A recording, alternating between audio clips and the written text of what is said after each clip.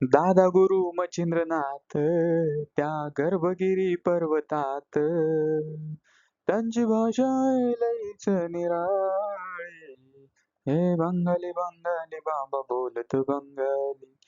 हे जे सुप्रसिद्ध गीत आहे आणि हे ज्यांच्यावर आहे ते आदिनाथ किंवा आदिगुरु मत्स्येंद्रनाथ उर्फ मच्छिंद्रनाथ हे नवनाथातले पहिले गुरु. तर नवनाथाबद्दलची आज संपूर्ण माहिती आपण या व्हिडिओतून घेणार आहोत. नमस्कार, मी जयराम कदम आणि तुम्ही बघताय जयराम कदम 2.0. सुरुवात करूया आजच्या व्हिडिओला. संत ज्ञानेश्वरांचा गुरु परंपरेतील एक अभंग आहे. आदिनाथ गुरु सकळ सिद्धांचा मच्छिंद्र तयाचा मुख्य शिष्य. मच्छिंद्राने बोध गोरक्षाशी केला, गोरक्ष वळला कहिनी प्रती, गहिनी प्रसादे निवृत्ती दातार. आणि मग शेवटी ज्ञानेश्वर महाराज म्हणतात, निवृत्तीने दिधले माझ्या हाती. आता आदिनाथ गुरु म्हणजेच आदिनाथ म्हणजे सगळ्यांचा नाथ, आदिनाथ महादेव हा सगळ्यांचा सकळ सिद्धांचा गुरु आहे. तर मच्छिंद्रनाथ त्याचा मुख्य शिष्य आहे. मच्छिंद्राने बोध गोरक्षाशी केला म्हणजेच मच्छिंद्राचा शिष्य कोण आहे? गोरक्षनाथ आहे. गोरक्ष वळला गहिनी प्रती म्हणजे गोरक्षाचा शिष्य आहे गहिनीनाथ. आणि गहिनीनाथांनी निवृत्तीनाथांना नाथ जे संत ज्ञानेश्वरांचे मोठे गुरुबंधू होते तर त्यांना दीक्षा दिली आणि त्यानंतर निवृत्तीनाथांनी संत ज्ञानेश्वरांना मार्गदर्शन केलं आणि पुढे संत ज्ञानेश्वरांनी वारकरी संप्रदायाचा पाया रचला. तर वारकरी संप्रदायाबद्दल आपण पुढच्या व्हिडिओत बघणार आहोत. आज आपण माहिती घेणार आहोत नाथ संप्रदायाची. नाथ संप्रदाय हा भारतातील एक शैव संप्रदाय आहे. शैव संप्रदाय म्हणजे महादेव. शैव आणि वैष्णव असे दोन संप्रदाय आहेत.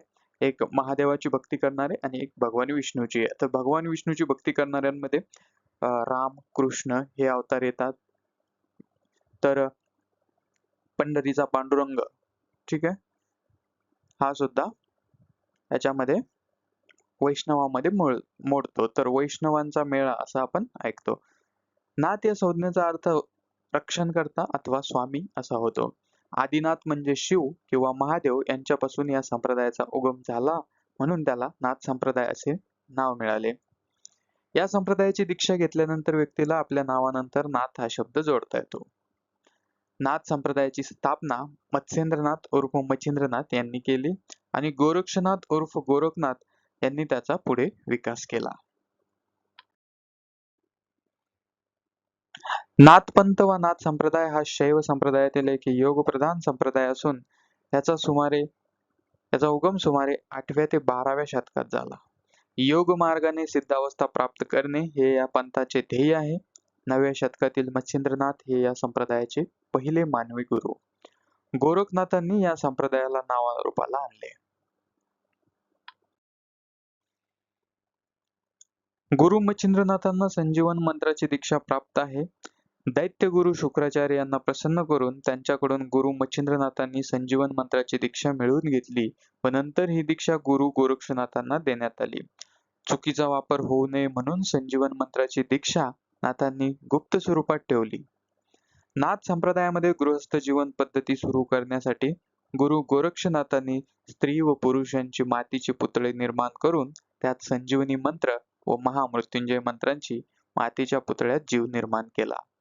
त्यानंतर अनेक स्त्री व पुरुष निर्माण करून त्यांचे विवाह करून त्यांना सामाजिक बांधिलकी, प्रेम, त्याग, भक्ती, काम, भोग, मोक्ष, गृहस्थ जीवनाचा सुलभ व सुखी जीवनाचा मार्ग दाखवला. नाथ संप्रदायांची नाथपंथी नाथ समाज सुरुवात झाली. नाथ संप्रदाय हा भारतातील एक हिंदू धार्मिक नाथ समाज आहे. नाथ संप्रदायामधले मुख्य दैवत श्री शिवशक्ती महादेव व आदिशक्ती व श्रीहरी विष्णू नारायण आणि श्री दत्तगुरु व श्रीहरी विष्णू नारायण नवनाथ, ज्यांना आपण नवनारायण, आणि वैष्णवी देवी धाम येथील भैरवनाथ हे नवनाथ यांचे अग्रज मानले जातात. नाथ संप्रदायाचा उगम कोठे झाला याबद्दल मतभेद आहेत. या संप्रदायाचा तत्वज्ञानाचा पाया म्हणजे शिव हेच अंतिम सत्य असून तोच पिंड ब्रह्मांडाचा आधार होय ही भूमिका. नाथांचे नवनाथ कोण याविषयी अभ्यासकात एकमत नाही. नाथपंथीयांना सिद्धी प्राप्त असून ते अनेक प्रकारचे चमत्कार घडवून आणू शकतात अशी समजूत आहे. भारतात आणि महाराष्ट्रात या पंथाला महत्त्वाचे स्थान आहे. ज्ञानेश्वर हे नाथपंथांशी संबंधित होते. ज्ञानेश्वरांना नाथ संप्रदायाची शिकवण त्यांचे वडील बंधू निवृत्तीनाथ यांच्याकडून मिळाली होती. त्यामुळे वारकरी संप्रदायाशी नाथपंथाचा संबंध आला. नाथ संप्रदाय वर्णव्यवस्थेला मानत नाही. भारतातील वेगवेगळ्या धर्मपंथांशी नाथपंथाचा कोणत्या तरी स्वरूपात संबंध आलेला दिसतो. बौद्ध धर्माच्या भारतातील शेवटच्या काळात महायान पंथात तांत्रिक कर्मकांड रूढ झाले होते. त्याचाच वारसा नाथ संप्रदायाने पुढे चालवला असे म्हणता येईल. या संप्रदायाच्या रूपनाथ येथील मंदिराशेजारी सम्राट अशोकाचा शिलालेख सापडला आहे. परंपरा. नाथांचे मूळ गुरु आदिनाथ म्हणजे शिव असून याचा दत्त संप्रदायाशी देखील अगदी निकटचा संबंध आहे.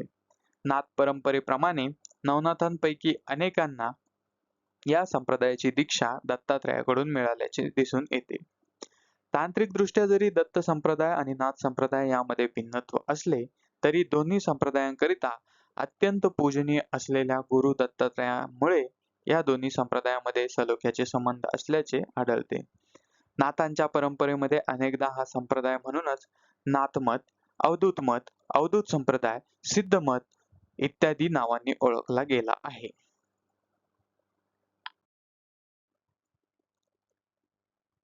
नाथ संप्रदायाचे प्रवर्तक म्हणून प्रामुख्याने मत्स्येंद्रनाथ उर्फ मच्छिंद्रनाथ आणि गोरक्षनाथ या गुरु शिष्यांचे नाव घ्यावे लागेल.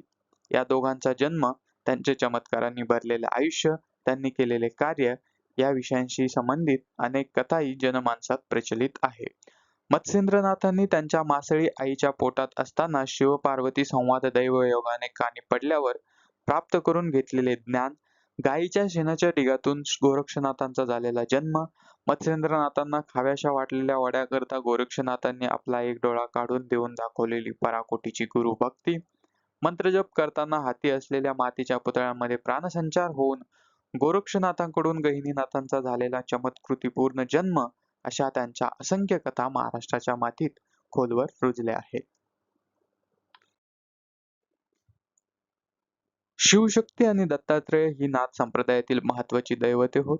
याशिवाय ज्या विविध संप्रदायांनी नाथांचा मार्ग अनुसरला त्यांनी प्राय आपापली दैवतेही सोबत आणली असावीत. त्यामुळेच बहुधा इतर अनेक दैवतांच्या मंत्रांचा समावेश नाथ परंपरेत झाल्याचे आढळते. दुर्गा, भैरव, नरसिंह, राम, हनुमान अशा अभिजनांच्या दैवतासोबतच लोकधर्मातील म्हसोबा, वेताळ यासारख्या दैवतांचा तसेच मुस्लिम पीर आणि फकीरांचा उल्लेख असणारे अनेक मंत्र नाथ परंपरेत सापडतात. ज्या ठिकाणी नवनाथांची वस्ती झाली अगर त्यांनी मठ स्थापिले ती ठिकाणे नाथांची तीर्थक्षेत्रे असून नाथ परंपरेतील जोगी अशा ठिकाणची यात्रा करतात. त्र्यंबकेश्वर, द्वारका, पुष्कर, रामेश्वर, हिंगळजा, गिरनार, गोरखपूर, पैठण अशी असंख्य ठिकाणे नाथांशी संबंधित असल्याचे प्रसिद्ध आहे. नाथ परंपरेमध्ये एकूण 12 पंथ विद्यमान असून त्यातील काही आदिनाथाने प्रवर्तित केले तर काही गोरक्षनाथांनी अशी मान्यता आहे. इतर नावे योग संप्रदाय, सिद्ध संप्रदाय, अवधूत संप्रदाय, दर्शनी पंथ, गोरखपंथ, गोरखनाथी पंथ, कानफाटा संप्रदाय, गुरु संप्रदाय.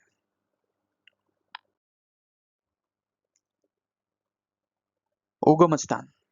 त्र्यंबकेश्वर हे नाथ संप्रदायाचे पहिले उगमस्थान मानले जाते किंवा पहिले स्थान मानले जाते. याच ठिकाणी गुरु गोरक्षनाथांनी 9 नाथांना व 84 सिद्धांना उपदेश केला आहे. ते उपदेश केलेले ठिकाण म्हणजे अनुपम शिळा होय. या अनुपम शिळेला बोलीभाषेत अनुपान शिळा असेही म्हणतात.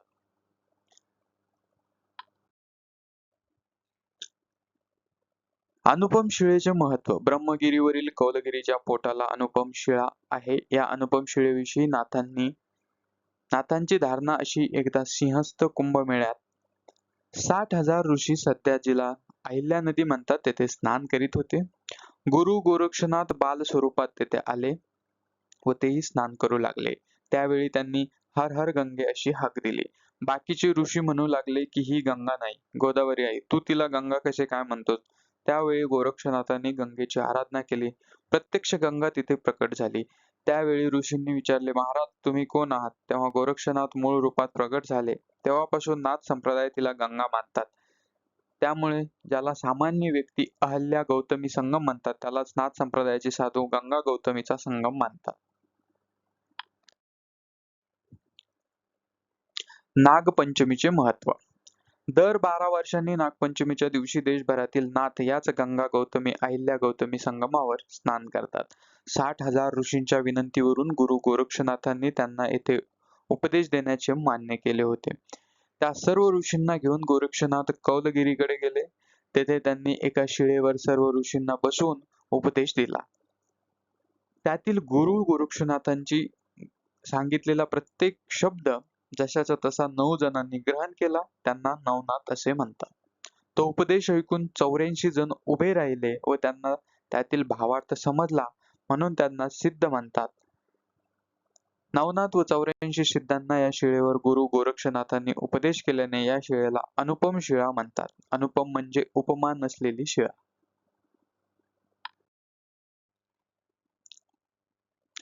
नवनारायण नवनाथ. प्रमुख नाथांची संख्या ही 9 असून ते 9 नारायणाचे अवतार आहेत असे मानले जाते. जेव्हा ब्रह्मदेव यांनी सृष्टी ब्रह्मांडाची निर्मिती केली, त्यावेळेस भगवान श्रीहरी विष्णू यांनी त्यांचे अंश स्वरूपात ब्रह्मांडामध्ये अवतार स्थापन केले. यांना नवनारायण असेही म्हणतात. त्यामुळे सृष्टीला अलौकिक स्वरूप प्राप्त होते. तर नवनाथांची यादी, मूळ अवतार आणि त्यांचे गुरु या ठिकाणी आपण दिलेले आहेत. आपण नवनाथ प्रामुख्याने आपल्याकडे उपलब्ध असलेले कोणते आहेत ते एकदा बघूया. बघा, नवनाथांपैकी पहिले नाथ आहेत मच्छिंद्रनाथ, दुसरे गोरक्षनाथ, तिसरे गहिनीनाथ, चौथे जालिंदरनाथ, पाचवे कानिफनाथ, सहावे भ्रतरीनाथ, सातवे रेवणनाथ, आठवे नागनाथ आणि 9वे चरपटीनाथ. तर हे होते नवनाथ आणि नवनाथांबद्दलची संपूर्ण माहिती, नाथ संप्रदायाबद्दलची संपूर्ण माहिती. पुढच्या व्हिडिओत आपण बघणार आहोत वारकरी संप्रदाय, त्यानंतर आपण बघणार आहोत दत्त संप्रदाय, त्यानंतर आपण बघणार आहोत महानुभाव पंथ आणि असेच सर्व संप्रदाय पंथांची आपण थोडक्यात माहिती दररोज एकेका व्हिडिओतून घेणार आहोत. हा व्हिडिओ तुम्हाला कसा वाटला ते कमेंटमध्ये नक्की कळवा. व्हिडिओ शेवटपर्यंत बघितल्याबद्दल मनःपूर्वक धन्यवाद.